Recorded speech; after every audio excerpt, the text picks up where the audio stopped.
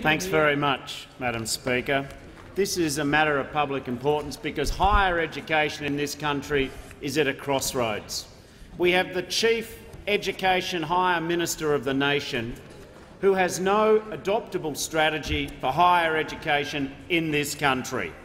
There is no hope at the moment under the current minister for a bright future for universities and government policy. The government has no adoptable plan for higher education, and by adopt I mean one which can convince a sufficient majority in the Senate to vote for it. This is a government who doesn't believe that its own ideas will be accepted by the Senate, yet they persist with them, wasting valuable time when we need to have a much better debate about higher education. This government says it believes in the deregulation of higher education, but their model of deregulation will lead to higher prices and fewer students completing university. Every government throughout the history of the Commonwealth has had to deal with the Senate.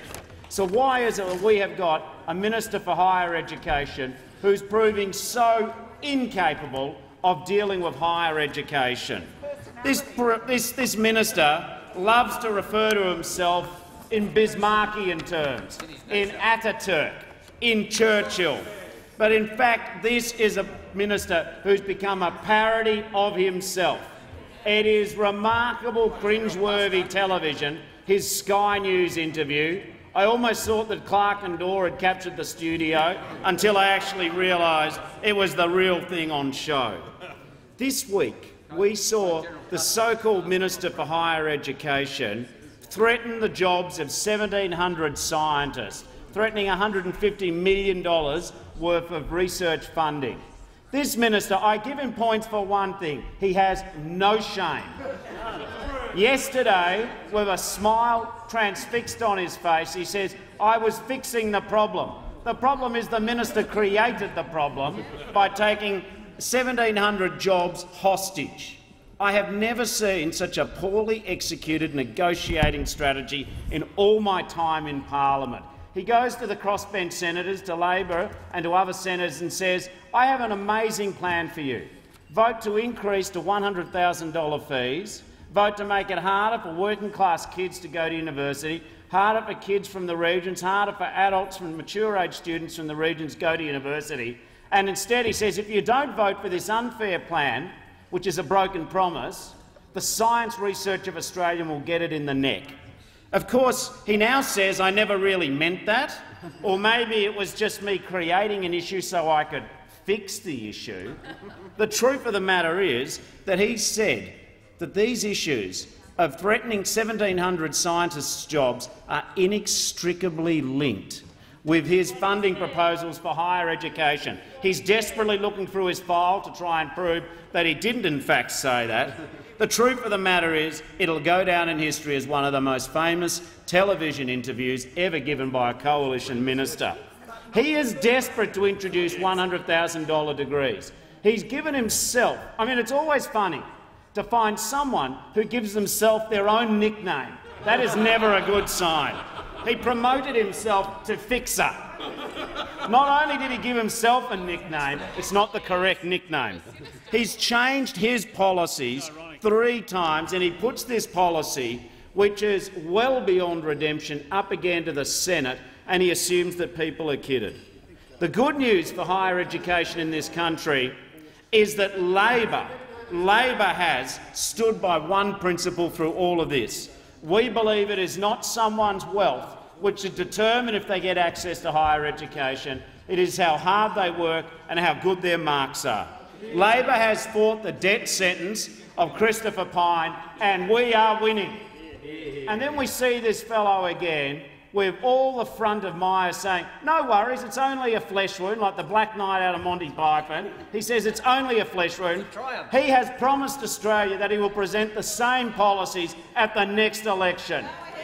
Please do, and we will beat you there on that proposition too. By contrast, Labor does have a very positive view about the future of higher education. We do not believe that higher education is in the doldrums. We understand that hundreds of thousands of students, hundreds of thousands of teachers and researchers, great universities across Australia are working positively for their future. They just need a Minister for Higher Education who's as switched on as they are. Labor's made it clear that we won't offer a return to the past in university policy. We're listening, we're consulting and we're working with universities. And when we talk about working with universities, we don't just mean vice-chancellors, as important as they are.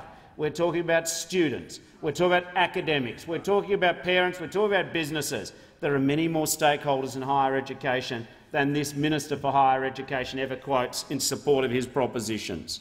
We are committed to sustainable funding for universities. We believe in growth in the system. We do not believe in freezing places. But we also understand that the parliament needs to have a big conversation about the future of research funding. And we say that research jobs should not be held hostage by political brinksmanship. The sheer cheek of this current Minister for Higher Education to verbal Professor Brian Schmidt, Nobel Prize laureate, and imply in the parliament in question time, as he did, that somehow Professor Schmidt endorses his policies is not correct. The selective honesty, the periodic cherry-picking of individual quotes, the twisting of respected scientists and researchers to justify their unfair agenda is not on. There was a quote which they wouldn't let us table during question time, where Professor Schmidt made very clear, when he heard about the Fixer's latest hostage-taking issue, where the Fixer said that 1,700 research jobs will get it in the neck, $150 million won't be funded by the Fixer. What Professor Schmidt said is Australia does not have time for these childish tactics. Yeah. And he is correct. And we believe Labor recognises the importance of higher education. By 2020, 2 out of every 3 jobs will require a university degree. We understand, unlike their rotten industrial relations agenda of this mob opposite, that we've got to invest in skills and training and higher wages, not a race to the bottom, taking away the safety net of our industrial relations system. Labor has goals for higher education of access and equity. That is the right direction for Australian higher education. When Labor was in office, due to its policies, 190,000 extra students have got the opportunity to go to university. We're on target that by 2025, 40% of Australians under 35 will have a bachelor's degree. By 2020, Labor's target was that 20% of children from disadvantaged families would have the opportunity to go to university, boosting enrolments for Indigenous students, kids from the bush, poor families, first-generation migrants. But we also understand that the future of higher education has to involve making sure that students finish, that they complete Year 12 and they complete their opportunities at university. Labor believes in certainty and autonomy for universities in terms of decisions they make, but we also recognise that taxpayers have a legitimate expectation of accountability. And parents and students and employers should be able to expect that the higher education dollars that they spend are held accountable in the manner in which they're spent. Labor will develop and find the right balance between accountability and autonomy. And it is long overdue for this government to start talking about better integration with vocational education. It is long overdue that we start putting resources back into the TAFE sector and sub-bachelor programs, not presiding over the sort of rorts we see in the private market of the vocational education sector, where under this government we've seen an explosion in the system, and they are now saying there's a problem. Oh yes, there is a problem. It's the government policies of this mob on vocational education. We certainly see that we need to have a more inclusive system which gives students a pathway to make the right choices for their future. Labor will work on all of these propositions. These are the principles that Australians interested in higher education want to see, and these are the ones that we will deliver. We're committed to making sure that Australia is more productive and more innovative. We understand it's skills and knowledge that will drive a new economy. We're not pessimistic about the future of higher education. We're just pessimistic about the higher education minister. We are tired, as all Australians are, of the constant noise from this minister, the uncertainty and the backflips and the circus performance from a minister who's generated a lot of controversy and indecision, but no outcomes. It's time for a real conversation with parents, with students, with employers, with universities and researchers about a sustainable education. but the conversation must always have at its core. We view higher education not as a private benefit alone, but as a public benefit. And we will never, ever support the views of this rotten higher education minister who says that people who haven't been to university begrudge those who do.